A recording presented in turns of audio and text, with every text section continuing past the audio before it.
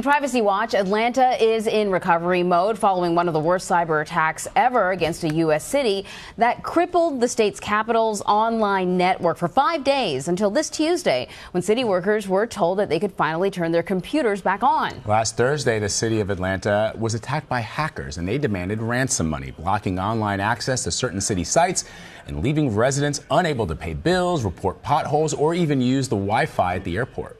We have completed the investigation and containment phases of this incident response engagement based on our assessment of the threat, risks, and impacts. We are transitioning to the recovery phase. One New York Times article entitled "A Cyber Attack Hobbles Atlanta," and security expert Shutter calls this incident one of the most sustained and consequential cyber attacks ever mounted against a major American city. With details on the city's recovery, New York Times reporter Alan Blinder is in Atlanta. So, Alan, the city of Atlanta's employees just got their computer access back on Tuesday. How are they recovering?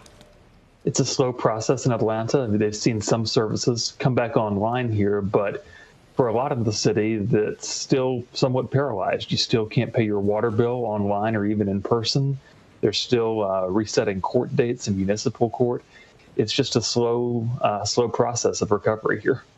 What was the reaction from people who worked for the city initially and subsequent to the attack when they realized that this was happening? You know, I think there was a fair amount of surprise, some frustration, and I think there was some fear as well. I think in the wake of breaches like we've seen at Equifax and other major privacy breaches, there was a concern that maybe their personal data had gotten out of this. But the city's been telling employees and telling the public that they don't believe any personal data was compromised here. And that's helped buy some time, if you will, and buy some patience, even if there have been a lot of inconveniences so far. I know if I lived in Atlanta, I would want to know, what are they doing to make sure that something like this doesn't happen in the future? Have you heard from officials? Sure. The city has been talking about how they've brought in an outside security firm to help try to patch some holes to shore up the city's digital defenses, but they also haven't said much about how this happened and really gone into detail about what occurred. All they've said is it was a ransomware attack that started before dawn last Thursday. They said that they were looking at a variety of options to neutralize the threat. They said they had managed to neutralize and isolate it. But in terms of what this means going forward, all we've heard so far are just broad commitments to improving cybersecurity in the city. So this hack has been linked to a group called the Sam Hacking Crew. If the city can identify who did the hacking, why can't anyone track the group down? I think the hard part of tracking down a group like Sam is that they're paid in Bitcoins, so you can't trace these transactions. And from what we understand, it's been very hard to even know where these hackers are based. There are some signs that they are not based in the United States, but there's no conclusive proof of that. They operate in a very shadowy world where they send these ransomware attacks out, they engage, and then they disappear with their money or with the files still encrypted. So you mentioned these groups are typically paid with some sort of cryptocurrency or something like that. In your article, the mayor would not say whether or not the city of Atlanta paid any money to them. Since that article was published, have you heard any more about that? We asked again yesterday, we'll be asking again today, but so far the city has remained absolutely silent about what it was going to do.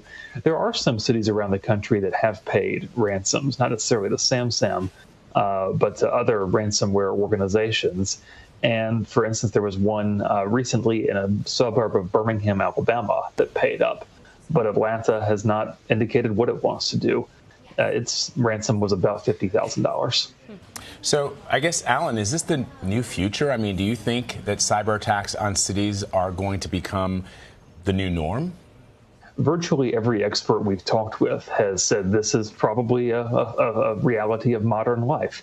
We've seen some surveys from chief information officers from governments around the country, and they've said that they receive attacks very often. I mean, there was something like a quarter of the country's local governments say that there's an attempted attack on their systems at least once an hour. So it's not going away. That is terrifying. It is indeed. Alan Blinder, thank you so much for your reporting. We appreciate it. My pleasure. Thanks for having me.